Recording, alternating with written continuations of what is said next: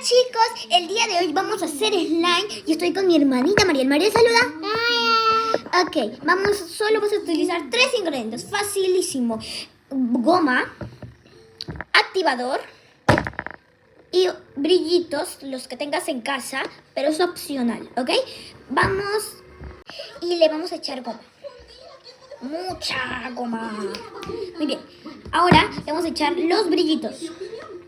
Un brillito por aquí. Mucho. Echamos otro brillito. Aquí. Y después el activador. Lo puedes conseguir en cualquier librería, chicos. No se preocupen. Y después lo batimos. Batimos mucho, chicos.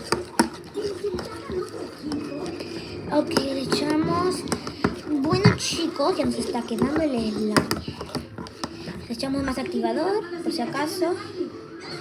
Chicos, no me va a alcanzar el tiempo. Parte 2.